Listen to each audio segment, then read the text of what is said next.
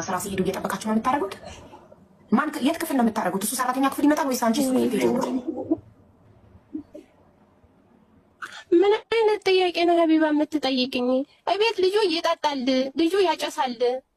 እሺ በምሰራበት ቦታ ነው መጥቶ የሚይዘኝ ማለት ነው። እኔ ሴት ልጅ ነኝ እና ዝም ብዬ እንደካፕት ዝም ብዬ የተሰጠኝ እንድቀበል ነው የምትፈልጊው? እኔ በፍላጎት አይደለም እና እኔ በፍላጎት ነው የሚል ቃል ካፍ ወጥቷል። እየመረመርኩ ነው፣ ግራ ቀኝ እየጠየቅኩ ነው። እኔ እንደካፕት ዝም ብዬ የተሰጠኝን መቀበል ሰው አይደለሁም። እጠይቃለሁ እንዲገባኝ ይኸው ሀቢባ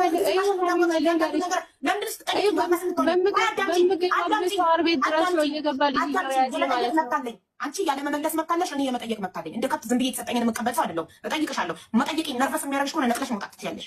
ለምን ትጠይቅኛለሽ ትያለሽ እንዴ? እጠይቅሻለሁ። ሳልጠይቅ ነው እንዳግዝሽ የምትፈልጊው? መተሽ እኮ ቀጥታ ገብተሽ ሙስሊም ክርስቲያን የሆናችሁ እርዱኝ እኮ ነው ያልሽው። በምንድን ነው የምንረዳሽ? ገንዘብ እየጠየቅሽ ነው አልኩሽ። በገንዘብም በእውቀትም ባላችሁ ነገር እርዱኝ አልሽ። እየተመነቃቀፍሽ ገብተሽ እኛ ያስረገዝንሽ እኛ ያስወለድንሽ መሰለሽ? ሳልጠይቅ ዝም ብዬ ነው ተነድቼ እንድገባ ህዝቡን ብሩን እንዳስበላ የምትፈልጊው? የገንዘብ እርዳታ እኮ ነው እየጠየቅሽ ያለሽው። ኤምባሲ እንኳን ከአንዴ ሁለት ወይ ሪጀክት አድርጎኛል አልተቀበለኝም ብለሻል። ስላላመነበት አይደል? ሴት ልጅ እኮ ነኝ፣ እኔም ሴት ነኝ። ሁላችንም እዚህ ጋር ያለነው 80% ሴት ነን እንዴ።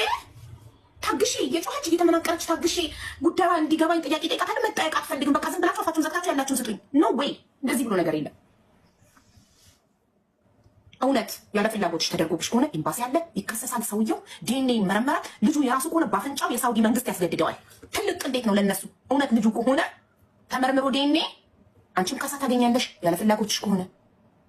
አትፍረድ ይፈረድብሃል ነው ነገሩ። አሰላሙ አለይኩም ወራህመቱላሂ ወበረካቱ። ድና የተከበራችሁ የቻናል ቤተሰቦች እንደም ተከታታዮች እንዴት ናችሁልኝ? ደህና ናችሁ ወይ? እኔ በጣም ደህና ነኝ አልሐምዱሊላህ። እናንተም ደህና እንድትሆኑ ተመኘሁላችሁ። ባላችሁበት ቦታ ሁሉ አላህ ሱብሓነሁ ወተዓላ ይጠብቃችሁ እያልኩኝ ዛሬም አዲስ ቪዲዮ ነው ይዤላችሁ የመጣሁት። ቪዲዮ መግቢያው ላይ እንዳዳመጣችሁት ሀቢባ ቤት ቀርባ እህታችን በመዳም ልጅ እንደምትደፈርና እንዳረገዘች ተናግራለች። እና እኔ ምንድነው ተበርቺ ሰላም ነው አያድርስ ነው።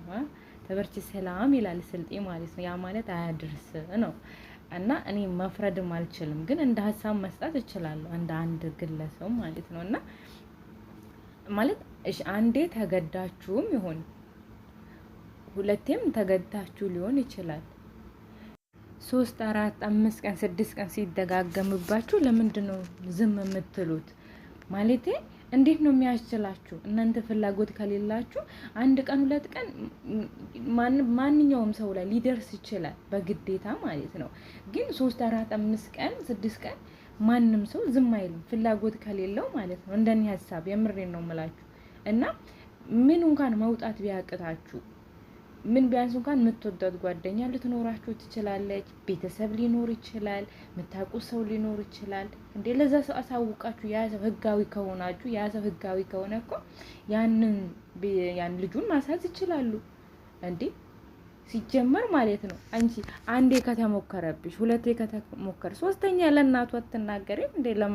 ለመዳምሽ አትናገሪም እንዴ? አዴ ሲጀመር ንግግሯ ራሱ የምር ልጅቷ ይሆናል አይደል በፍላጎት እንዳደረገች ነገር ምናምን ነው። አትፍረድ ይፈረድብሃል ነው። ግን እንደኔ ነው የምር እኔ አልፈርድም በእንደዚህ ነገር ማለት አያድርስ ነው። አንዴ ሁለቴ እሺን ትገደዳላችሁ የምር። ሶስተኛ አራተኛ ግን ማንም አያስገድዳችሁም እንዴ። በመሰራበት ሳን ነው መጥቶ የሚይዘኝ ትላለች እንዴ። አናቱን አትዩም እንዴ የምር ሲጀመር ማለት ሳውዲ ከሆነች ልጅቷ እንደዚህ ነገር ከሆነ ህጉን እንደምታውቁት ነው የሳውዲን ህግ ማለት ነው። እና ባንዴ ነው መቶ የሚደርሱላት የምር ማለት አሁን ቴክኖሎጂ በቃ የበረቀቀበት ክፍለ ዘመን አሁን እሷ እንዲሆንኩኝ ከቤተሰብ አትገናኝም፣ ከጓደኞቿ አትገናኝም፣ አትደዋወልም። እንዴ ፈርታ ሊሆን ይችላል ቢባሉ እንኳን ምርጥ ጓደኛ ልትኖራት ትችላለች። ቤተሰብ እንዴ በህይወቷ እየቀለደች እንዴት ነው? ኧረ ተው ግን ተው የምር ማይመስለ ነገር አትናገሩ። ይሁን አንዴ ሁለቴ ሙከራ ምንም ሊደርስባችሁ ይሄ በማንኛውም ሰው ሊደርስ የሚችል ነገር ነው። ሲጀመር እናንተ የኮስታራ ከሆናችሁ እናንተ ጠንካራ ከሆናችሁ ፊት ካልሰጣችሁ የምር ማንም አይደፍራችሁም። የምሬን ነው የምላችሁ።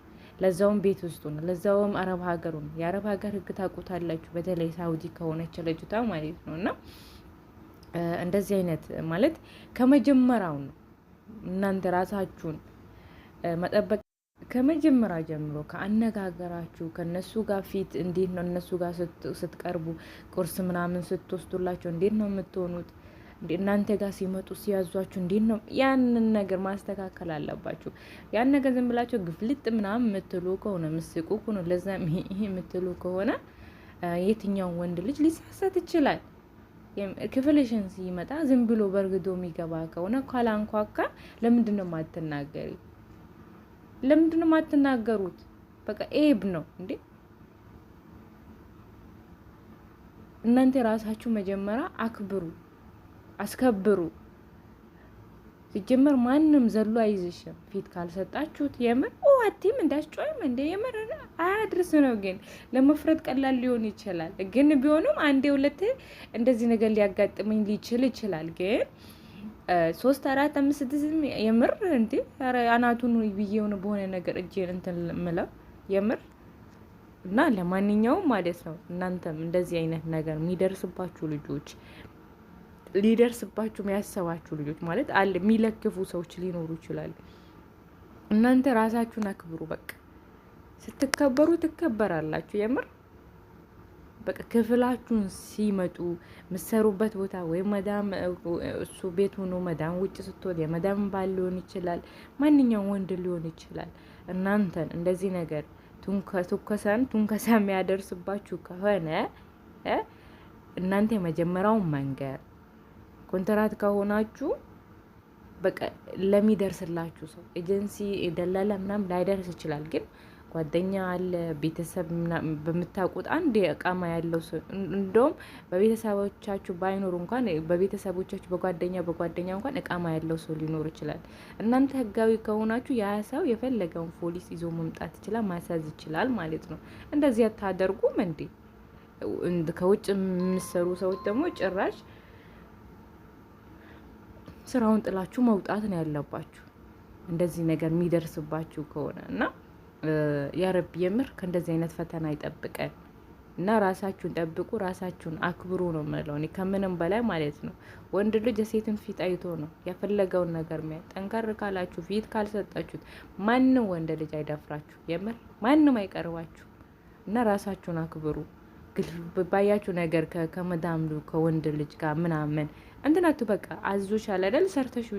ሰርተሽ ስጪው። ከዛ ውጭ ግን ትርፍ ቃል መነጋገር ምናምን ይሄ ነው መዘዝ።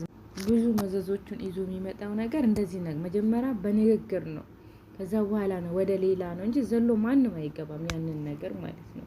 ለማንኛውም እህቶቼ በስደት ያላችሁ አላህ ይጠብቃችሁ። እንደዚህ ነገር ለመወሰንም ለመፈረድም ይከብዳል። ግን ራስን መጠበቅ ደግሞ ራስን ያስከብራል እላለሁ። ሰላሙ አለይኩም ወራህመቱላሂ ወበረካቱ።